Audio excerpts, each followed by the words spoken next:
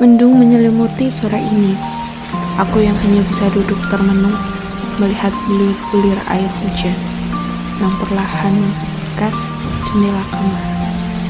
Namaku Fadia, gadis usia 20 tahun yang kesepian di kosan sedikit penghuni.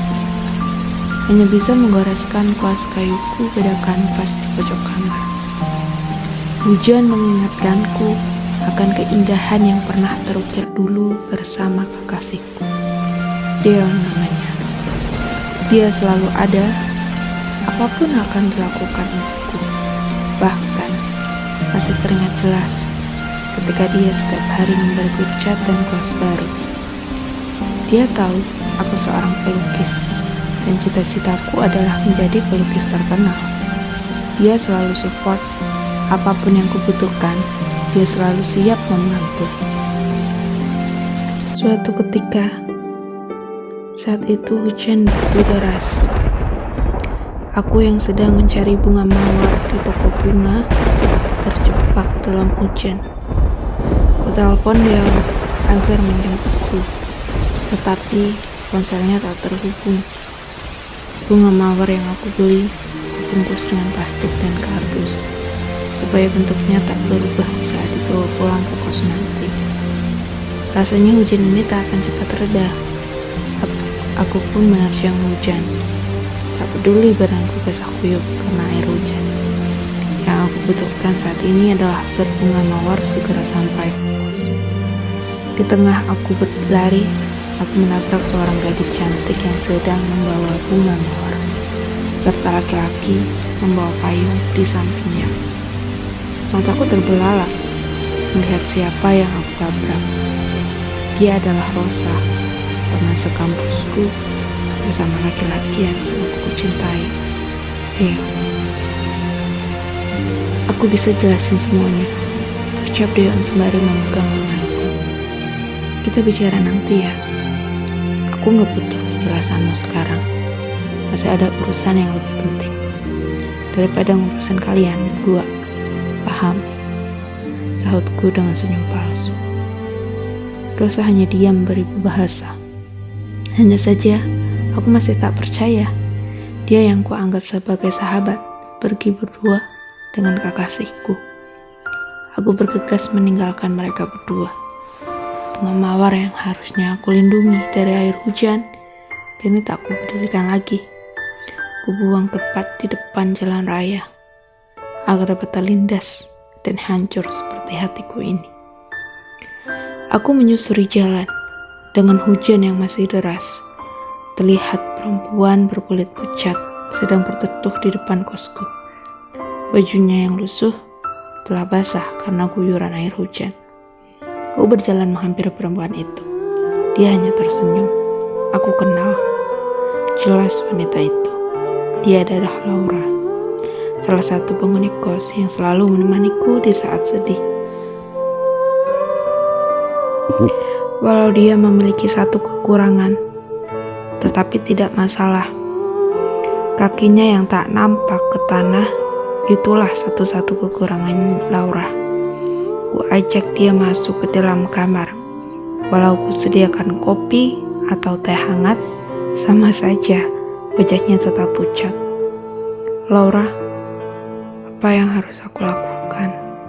Tanyaku. Dia pun membisikkan sesuatu.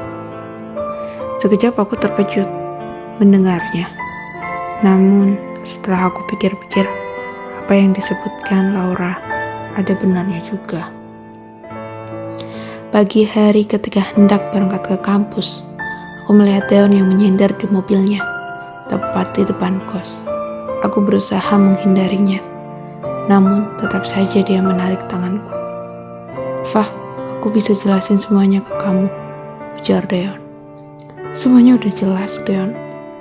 Kamu tahu, gara-gara kamu lombaku gagal.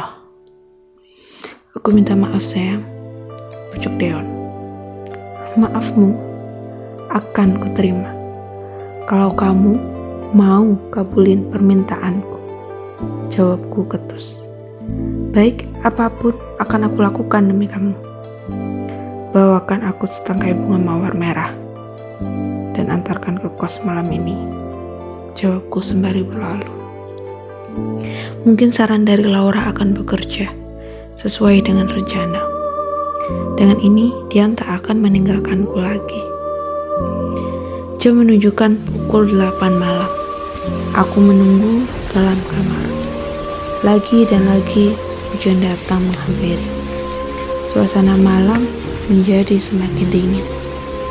Angin yang masuk melalui lubang kecil dari ventilasi seakan masuk berurutan dengan percikan air hujan.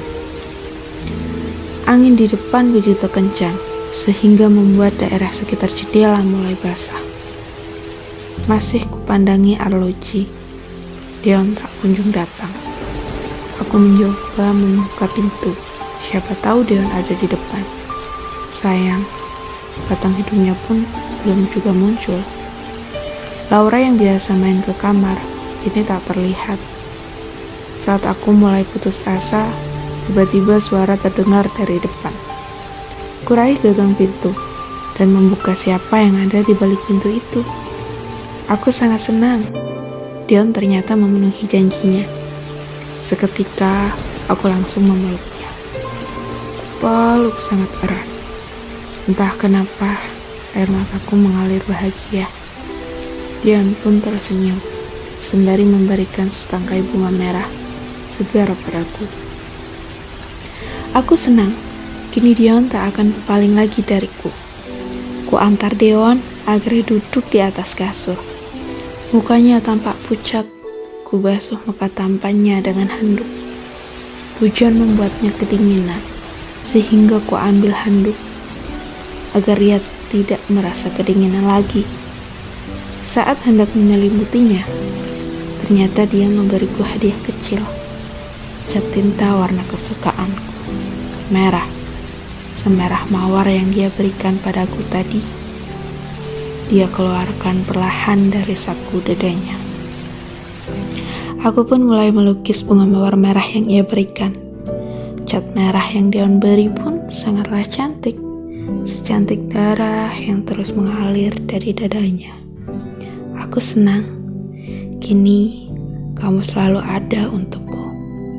Tak akan bisa berpaling lagi dariku.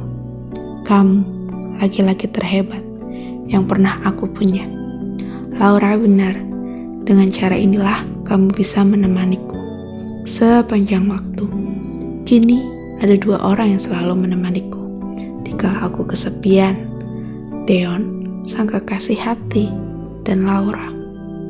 Sejak kejadian itu, aku dikurung di kamar ini. Selalu kuperuk erat lukisan mawarku. Ku cium bau cat tinta merah itu, baunya masih sama seperti dulu. Bau darah Dion yang mengalir saat aku memeluknya.